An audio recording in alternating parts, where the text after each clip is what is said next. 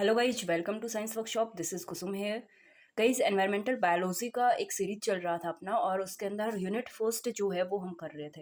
Unit first के अंदर ये है लेक्चर नंबर 11, और फोस्फोरस साइकिल जो है वो हम इसमें पढ़ने वाले हैं। फोस्फोरस साइकिल यानी ये वाला लेक्चर यूनिट फर्स्ट का जो है लास्ट लेक्चर होने वाला है। इस लेक्चर के साथ ही साथ यूनिट फर्स्ट भी कंप्लीट हो जाएगी। ठीक है, इसके बाद में हम यूनिट सेकंड स्टार्ट करेंगे नेक्स्ट लेक्चर नंबर 12 से। अगर आपको फोस्फोरस साइकिल के पीडीएफ में नोट्स चाहिए तो आप मुझे टेलीग्राम चैनल पे ज्वाइन कर सकते हैं। इसका जो लिंक है वो आपको डिस्क्रिप्शन में मिल जाएगा। ठीक है, तो स्टार्ट करते हैं फोस्फोरस साइकिल के बारे में। What is phosphorus cycle? देखो, जो फोस्फोरस साइकिल है, अगर हम फोस्फोरस की बात करें तो ये एक गैसियस फेज के अंदर प्रेजेंट नहीं होता है एटमॉस्फेयर के अंदर। ये एक एटमॉस्फेरिक कंपोनेंट ही नहीं होता है इनफैक्ट। ठीक है, तो ये ना तो विंड के द्वारा मूव करेगा और ना ही रेन के द्वारा मूव करेगा। ठीक है, तो जो फोस्फोरस है वो साइकिल जो है वो सिर्फ लोकली क्या करता है, मूव करता है। यानी कि ये जो है रॉक के अंदर जो है फोस्फोरस प्रेजेंट होता है, रॉक्स के अंदर, या फिर सेडिमेंट्री रॉक्स हम बोल सकते हैं। सेडिमेंट्री रॉक्स के अंदर जो है फोस्फोरस प्रेजेंट होता है। ठीक है, तो अब यहाँ पे ये जो फोस्फोरस है ये प्रेजेंट होता है, लेकिन जो प्लांट्स है या फिर ऑर्गेनिजम्स है, बाकी लिविंग ऑर्गेनिजम्स है, वो किस फॉर्म में फोस्फोरस को यूज करते हैं? इसका जो यूजेबल फॉर्म होता है वो होता है फोस्फेट। ठीक है, जैसे कि हमने कार्बन में देखा, कार्बन साइकिल में क्या देखा हमने, CO2 की फॉर्म में मेनली जो है वो एटमॉस्फेयर के अंदर कार्बन प्रेजेंट था। इसी तरह से अगर हम फोस्फोरस की बात करें तो फोस्फेट के रूप में ये यूजेबल फॉर्म होता है इसका। ठीक है, मीन्स जो लिविंग ऑर्गेनिजम्स हैं वो किस फॉर्म में इसको यूज करेंगे? फोस्फेट के फॉर्म में। लिविंग ऑर्गेनिजम्स क्या हो गए? जैसे कि प्लांट हो गया, एनिमल हो गया, ये सब। ठीक है,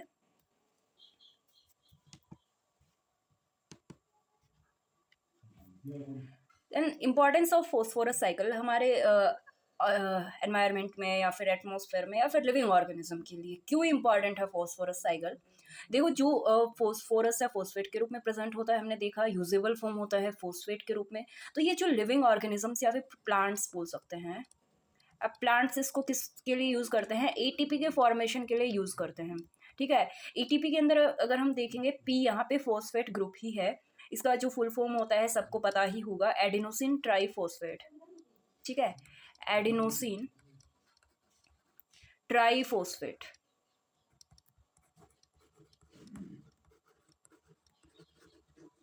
ठीक है, तो प्लांट एटीपी के फॉर्मेशन के लिए इसको यूज करते हैं।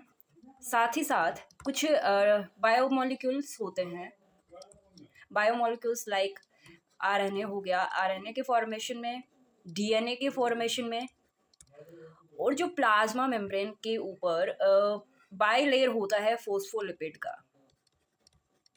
बाई लेयर होता है किसका? फोस्फोलिपिड का।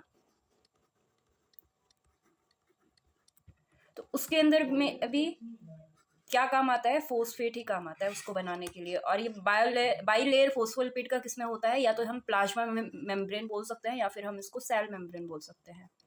प्लाज्मा और सेल मेम्ब्रेन के अंदर ये क्या होता है? बाई लेयर होता है फोस्फोलिपिड का। ठीक है, तो क्या इंपॉर्टेंस है कि जो प्लांट्स है उसको एटीपी के फॉर्मेशन के लिए यूज में लेते हैं। एटीपी के अंदर फोस्फेट जो है, पी जो है वो फोस्फेट के लिए आता है, और आरएनए के फॉर्मेशन के लिए, डीएनए के फॉर्मेशन के लिए, और प्लाज्मा या सेल मेम्ब्रेन के अंदर बाई लेयर होता है फोस्फोलिपिड का, वो भी फोस्फेट से ही बना होता है। ठीक है, सभी जो लिविंग ऑर्गेनिजम्स हैं उनको फोस्फोरस का रिक्वायरमेंट होता है, और एटीपी की फॉर्मेशन में काम आता है। जो कि क्या होता है, एटीपी जो है वो प्रोवाइड कराता है एनर्जी फॉर मेटाबॉलिक प्रोसेसेस। जो फोस्फोरस है वो अदर जो बायोमोलिक्यूल्स है लाइक एस डीएनए हो गया, आरएनए हो गया, और फोस्फोलिपिड का बाइलेयर हो गया, किसके अंदर? सेल मेम्ब्रेन या फिर प्लाज्मा मेम्ब्रेन के अंदर। उसके लिए भी ये यूज में आता है, और ये जो है एक हेल्दी स्केलेटन भी बनाता है। लाइक हमने देखा होगा कि स्केलेटन के लिए क्या जरूरी होता है? स्केलेटन यानी कंकाल के लिए फोस्फेट जो है उसकी भी रिक्वायरमेंट होती है। तो इन सारी चीज़ों के लिए क्या ज़रूरी है? फोस्फोरस ज़रूरी है लिविंग ऑर्गेनिजम्स के अंदर। ठीक है, देखो हमने देखा कि रॉक्स के अंदर होता है फोस्फेट, डिजॉल्व्ड फोस्फोरस होता है ओसिन के अंदर, या फिर ओसिन सेडिमेंट्स या फिर रॉक सेडिमेंट्स के अंदर भी ये पाया जाता है।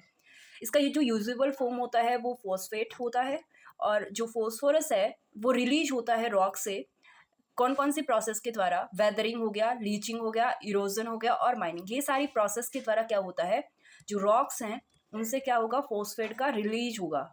ठीक है, ये फोस्फोरस साइकिल है। हम इससे पहले एक थोड़ा सा ओवरव्यू लेते हैं कि फोस्फेट का जो फोस्फोरस साइकिल का जो प्रोसेस होता है वो कैसे होता है। देखो हमने देखा कि रॉक्स के अंदर प्रेजेंट होता है क्या, फोस्फोरस।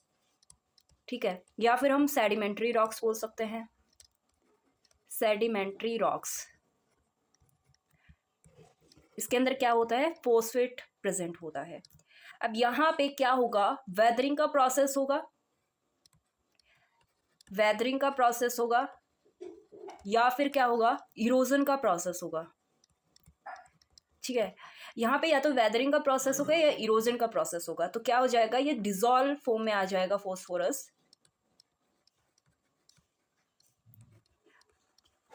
अब ये कहाँ जाएगा, ये जाएगा भाई ओसिन के अंदर, या फिर कहाँ पे, सॉइल के अंदर।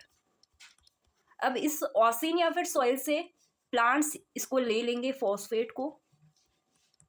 ठीक है, अब प्लांट जो है वो, जो एक्वेटिक प्लांट है वो तो ओसिन से ले लेंगे, और जो लैंड पे रहने वाले प्लांट है वो सॉइल से फोस्फेट को ले लेंगे। ठीक है, देन प्लांट से ये जाएगा हर्बीवोर्स में। हर्बीवोर्स में कैसे जाएगा, हर्बीवोर्स यानी एनिमल्स में जाएगा, कि जब हर्बीवोर्स प्लांट पे फीड करेंगे, ठीक है, तब क्या होगा, हर्बीवोर्स में फोस्फेट चला जाएगा। अब हर्बीवोर्स के ऊपर कौन फीड करता है, कार्निवोर्स। ठीक है, अब कार्निवोर्स हर्बीवोर्स पे जब फीड करेगा तो फोस्फेट किस में चला जाएगा, कार्निवोर्स के अंदर। जब इन कार्निवोर्स का क्या हो जाएगा भाई, डेथ हो जाएगा, या फिर इनसे कुछ एक्सक्रेटरी मटेरियल्स निकलते हैं, यानी वेस्ट मटेरियल्स निकलते हैं, या तो इनका क्या हो रहा है, डेथ हो रहा है, या फिर वेस्ट मटेरियल यहाँ से निकल रहा है। ठीक है,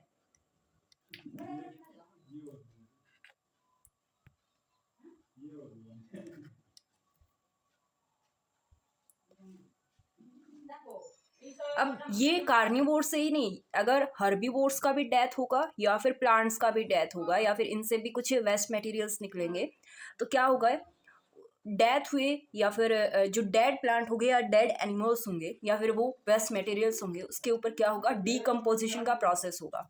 ठीक है, क्या होगा, डीकम्पोजिशन का प्रोसेस होगा। अब डीकम्पोजिशन का प्रोसेस कौन करता है भाई, डीकम्पोजर्स करते हैं।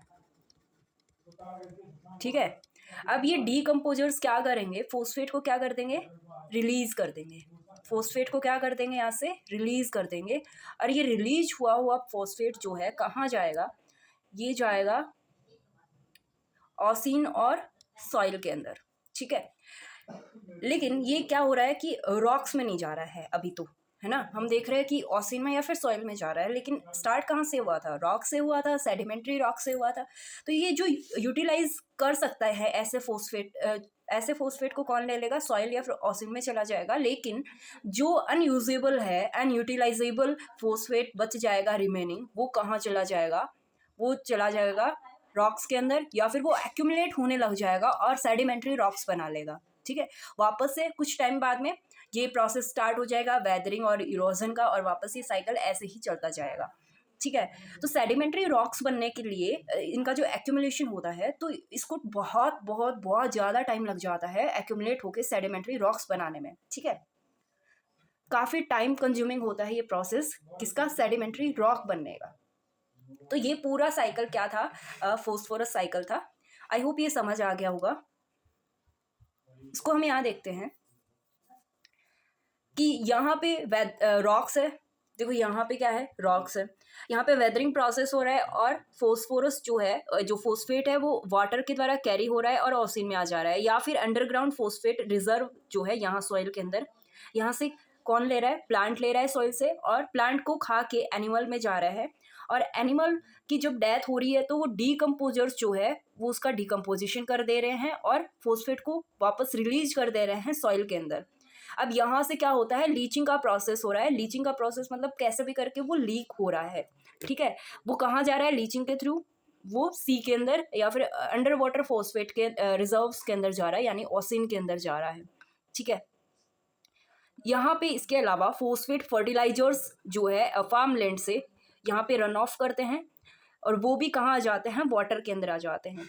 वाटर के अंदर फोस्फेट को जो प्लांट्स हैं या फिर जो एल्गीज हैं वो यूटिलाइज कर लेते हैं, लेकिन जो रिमेनिंग फोस्फेट होता है वो क्या हो जाता है, उससे उससे हो जाता है अंडर वाटर फोस्फेट, ये सेडिमेंटेशन रॉक का प्रोसेस स्टार्ट हो जाता है, वापस रॉक बनना स्टार्ट हो जाते हैं, ठीक है। तो ये सेडिमेंट्री रॉक बन जाते हैं। इस तरह से ये जो फोस्फोरस साइकिल है ये चलता रहता है। आई होप ये क्लियर आ होगा गाइस। जो भी हमने समझा वही यहाँ पे एक्सप्लेनेशन है। जो वेदरिंग और इरोजन का प्रोसेस है सेडिमेंट्री रॉक्स के अंदर, वो रिलीज करता है फोस्फोरस को सॉइल के अंदर या फिर ओसिन के अंदर। जो प्लांट है वो मेटाबॉलिक मीन्स अब्जॉर्ब कर लेते हैं इस डिजॉल्व्ड फोस्फोरस को, जो कि किस फॉर्म में प्रेजेंट होता है, फोस्फेट के फॉर्म में। इसको क्या करते हैं, अब्जॉर्ब करते हैं। तो ये किस फॉर्म में होता है, H2PO4 या फिर HPO4 के रूप में होता है, जो कि प्लांट इसको अब्जॉर्ब करते हैं। अब हर्बीवोर्स जो है वो इस फोस्फोरस को कैसे ऑब्टेन करते हैं, प्लांट्स को खा के, और कार्निवोर्स हर्बीवोर्स को खा के इस फोस्फेट को अब्जॉर्ब कर लेते हैं, ऑब्टेन कर लेते हैं। जब इन प्लांट्स और एनिमल्स से एक्सक्रेटरी वेस्ट मटेरियल निकलता है या फिर ये मर जाते हैं, तब फोस्फोरस जो है वो डीकम्पोजर्स के लिए अवेलेबल हो जाता है। और डीकम्पोजर्स क्या करते हैं, डीकम्पोजिशन का प्रोसेस करते हैं और उसको फोस्फेट को क्या करते हैं, रिलीज करते हैं सॉइल के अंदर, ठीक है। देन लीचिंग और एंड रन ऑफ होता है फोस्फेट का किसके अंदर, एक्वेटिक सिस्टम के अंदर, जहाँ पे प्लांट और एल्गी इसको क्या करते हैं, यूटिलाइज करते हैं। जो रिवर ट्रांसपोर्ट होता है किसके अंदर, जैसे रिवर से क्या कहाँ ट्रांसपोर्ट हो जाएगा, लेक्स के अंदर और ओशियन के अंदर। यहाँ पे फाइटोप्लैंक्टन्स क्या कर लेंगे, इसको क्विकली अब्जॉर्ब कर लेंगे या फिर ऑब्टेन कर लेंगे, ठीक है। जो फोस्फेट है वो फूड चेन के द्वारा ओशियन फ्लोर और लेक बॉटम तक चला जाता है। लाइक जो फूड चेन है उसके द्वारा ले लिया गया, लेकिन जो रिमेनिंग फोस्फेट है उससे क्या होगा, फॉर्मिंग होगा किसका, सेडिमेंट्री रॉक्स का। अब जो रिमेनिंग फोस्फोरस है वो सेडिमेंट्री रॉक्स बना लेगा, लेकिन इस प्रोसेस में क्या होता है, मिलियंस ऑफ ईयर्स लगते हैं, ठीक है। देन जाके ये प्रोसेस होता है और उसके बाद में वापस इसमें वेदरिंग और इरोजन का प्रोसेस हो जाता है और वापस ये साइकिल चलने लग जाता है। ये पूरा प्रोसेस था किसका, फोस्फोरस साइकिल का, फोस्फोरस साइकिल। आई होप इतना समझ आया होगा गाइस, ठीक है। तो प्लांट यहाँ पे क्या कर रहा है, प्लांट फोस्फेट को रैपिडली और एफिशिएंटली क्या करते हैं, इनटेक करते हैं या फिर ऑब्टेन करते हैं। और इसकी वजह से फोस्फोरस जो है, फोस्फोरस इनके लिए एक लिमिटिंग एजेंट का काम करने लग जाता है, क्योंकि फोस्फोरस वहाँ पे एक्सट्रीमली लो लेवल में हो जाता है, क्योंकि ये यहाँ पे क्या होता है, प्लांट्स उसको बहुत ज़्यादा रैपिडली क्या कर लेता है, इनटेक कर लेते हैं, ठीक है। तो इसकी वजह से क्या होगा, जो प्रोडक्शन ऑफ एक्वेटिक प्लांट्स हो जाएगा, उसका प्रोडक्शन क्या हो जाएगा, इंक्रीज हो जाएगा। जो एक्वेटिक प्लांट्स हैं, एक्वेटिक प्लांट्स जो हैं उनका जो प्रोडक्शन है वो इंक्रीज हो जाएगा, क्योंकि वो क्या कर रहे हैं, फोस्फेट को काफ़ी रैपिडली इंटेक कर रहे हैं, ऑब्टेन कर रहे हैं। जो तो हम बोल सकते हैं कि जैसे फोस्फेट इंक्रीज होगा तो क्या होगा, प्लांट्स का ग्रोथ भी इंक्रीज हो जाएगा या फिर प्लांट्स का प्रोडक्शन भी क्या हो जाएगा, इंक्रीज हो जाएगा, ठीक है। तो ये प्रोसेस था पूरा। एक केस स्टडी है जो कनाडा के अंदर एक लेक है उसकी है। तो जो कनाडा के अंदर जो लेक है उसके लिए अंदर ये स्टडी की गई कि ओवर अबंडेंस जो फोस्फोरस का होता है तो क्या होगा, देन क्या होगा, रैपिड ग्रोथ होगा किसका, एल्गी का और प्लांट्स का, जो कि किसके अंदर है, एक्वेटिक प्लांट्स हैं, यानी कि उस लेक के अंदर हैं। और यहाँ पे फाइटोप्लैंक्टन्स का बायोमास जो है वो इंक्रीज हो जाएगा। जैसे जैसे फोस्फेट इंक्रीज होगा तो फाइटोप्लैंक्टन्स का बायोमास भी इंक्रीज होगा। साथ ही साथ ये भी देखने को मिला कि यहाँ पे जो कंपोजिशन है एल्गल कम्युनिटी का वो भी चेंज हो रहा है भाई। तो यहाँ पे क्या चेंजमेंट आया कि जो ग्रीन एल्गी थी उसको हम किस में देख रहे हैं कि वो किस में चेंज हो गई, ब्लू ग्रीन एल्गी के अंदर चेंज हो गई, ठीक है। देखो जो लैक है कनाडा के अंदर, उसमें देखा गया कि जैसे जैसे वो फोस्फोरस का ओवर अबंडेंस हुआ तो एल्गी और प्लांट्स का रैपिडली ग्रोथ हुआ, और जिसकी वजह से फाइटोप्लैंक्टन्स का बायोमास इंक्रीज हो गया, और साथ ही साथ उसकी कंपोजिशन, जो एल्गल कम्युनिटी का कंपोजिशन है उसके अंदर भी चेंज आ गया, जो कि हमने देखा कि ग्रीन एल्गी है उसको चेंज, वो किस में चेंज होगी, ब्लू ग्रीन एल्गी के अंदर चेंज होगी। ठीक है, तो यहाँ पे देख सकते हैं, यहाँ पे फोस्फोरस जो है यानी कि फोस्फेट, ये यहाँ पे फोस्फेट का अमाउंट क्या है, इंक्रीज कर दिया गया, और यहाँ पे नॉर्मल जो फोस्फेट है वो है। ठीक है, यहाँ पे कोई इंक्रीजमेंट नहीं है, यहाँ पे फोस्फोरस का क्या हो गया, इंक्रीज कर दिया गया। यहाँ पे ये बैरियर की तरह काम कर रहा है, ये यहाँ पे जो है ये बैरियर की तरह काम कर रहा है यहाँ पे। ठीक है, तो हम यहाँ पे बाद में देखते हैं। तो देखो गाइज, यहाँ पे क्या हो रहा है, यहाँ पे फोस्फेट का अमाउंट बहुत ज़्यादा हो रहा है, अबंडेंस हो गया, ओवर अबंडेंस हो गया, और यहाँ पे फोस्फेट का अमाउंट है नॉर्मल। ठीक है, यहाँ पे जब ओवर अबंडेंस हुआ तो क्या हुआ कि ये जो यहाँ पे ब्लू ग्रीन एल्गी है, वो उसने पूरा वाटर का जो सरफेस है उसको कवर कर लिया। ये ब्लू ब्लू दिख रहा है, ये ब्लू ग्रीन एल्गी है, और इसने पूरे वाटर को क्या करा हुआ है, कवर करा हुआ है। ठीक है, जब इसका डेथ होगा इस एल्गी का, तो कि ये कहाँ जाएंगे, बॉटम में जाएंगे। ठीक है, ये बॉटम में जाएंगे, और यहाँ पे इनको क्या चाहिए होगा, ये जो डिजॉल्व ऑक्सीजन है, किसके अंदर, वाटर के अंदर जो डिजॉल्व ऑक्सीजन है, ये इसको पूरा यूटिलाइज कर लेंगे, जिसकी वजह से वाटर के अंदर क्या हो जाएगा, डिजॉल्व ऑक्सीजन का अमाउंट क्या हो जाएगा, लो हो जाएगा। और जैसे ही डिजॉल्व ऑक्सीजन का अमाउंट लो हुआ तो इसके अंदर जो एनिमल्स रहते हैं, वाटर के अंदर जो एनिमल्स हैं, लाइक फिश हो गया, ठीक है, वो सारे क्या हो जाएंगे, किल हो जाएंगे, यानी कि मर जाएंगे, क्योंकि इनको प्रॉपर डिजॉल्व ऑक्सीजन है वो नहीं मिल पा रही है, और उसकी कमी की वजह से क्या हो जाएंगे, मर जाएंगे। तो ये जो पूरा प्रोसेस होता है, इस पूरे प्रोसेस को क्या बोलते हैं, यूट्रॉफिकेशन बोलते हैं। ठीक है, यूट्रॉफिकेशन बोलते हैं इस पूरे प्रोसेस को, बोलेंगे यूट्रॉफिकेशन।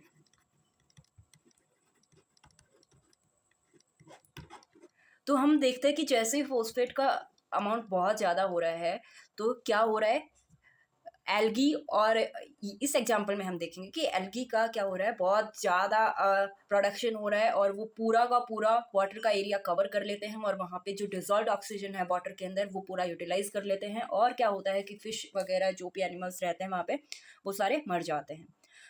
ठीक है, आई होप इतना क्लियर होगा गाइज। तो ये यहाँ पे थोड़ा सा एक्सप्लेन करा हुआ है इसी चीज़ को जो हमने पीछे समझा था, कि जो केस स्टडी करी गई उसके अंदर देखा गया कि जैसे फोस्फोरस का ओवर अबंडेंस होता है तो रैपिड ग्रोथ होता है एल्गे का और अदर प्लांट्स का, जो कि किसमें देखा कि एक लैक थी कनाडा के अंदर, उसके अंदर, और यहाँ पे फाइटोप्लैंक्टॉन्स का बायोमास इंक्रीज होता है, और साथ ही साथ कंपोजिशन जो है एल्गल कम्युनिटी का वो भी चेंज हो जाता है, जैसे कि ग्रीन एल्गी जो है वो ब्लू ग्रीन एल्गी में चेंज हो जाती है। As a result, phosphorus laden lakes become clogged with the scum of blue green algae. साथ ही साथ इससे क्या देखने को मिला कि जो वाटर का सरफेस के ऊपर क्या किसने कवर कर लिया, ब्लू ग्रीन एल्गी ने कवर कर लिया। जब बाद में एल्गी डाई हुई तो वो वाटर में चली गई, और वहाँ पे बैक्टीरिया ने उनको डिकम्पोज किया, और किसका यूज़ करा, डिजॉल्व ऑक्सीजन का, जिसकी वजह से ऑक्सीजन का लेवल क्या हो गया, ड्रॉप हो गया, और वहाँ पे जो फिशेज वगैरह रह रही थी वो क्या हो गई, मर गई।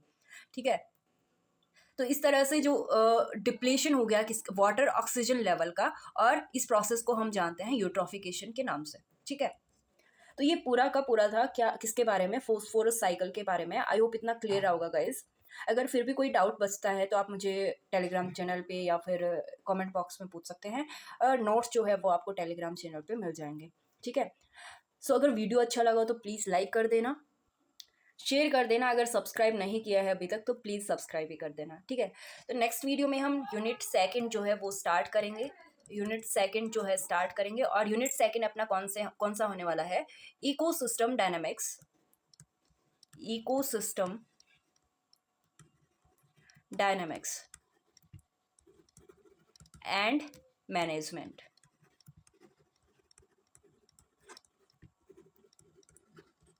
ठीक है, ये अपना सेकेंड यूनिट, और इसके अंदर 4-5 टॉपिक है, और कल जो वीडियो आएगा उसके अंदर हम नेक्स्ट लेक्चर के अंदर हम पढ़ने वाले हैं फर्स्ट टॉपिक कॉम्प्लेक्सिटी,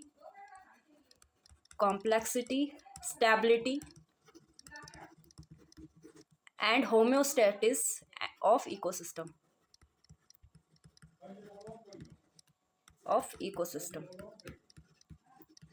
ठीक है। तो ये वाला जो टॉपिक है ये यूनिट सेकंड का फर्स्ट टॉपिक होगा और इसको हम नेक्स्ट लेक्चर के अंदर कवर करेंगे। तब तक के लिए बाय, टेक केयर गाइस, मिलते हैं नेक्स्ट वीडियो में, नेक्स्ट लेक्चर में।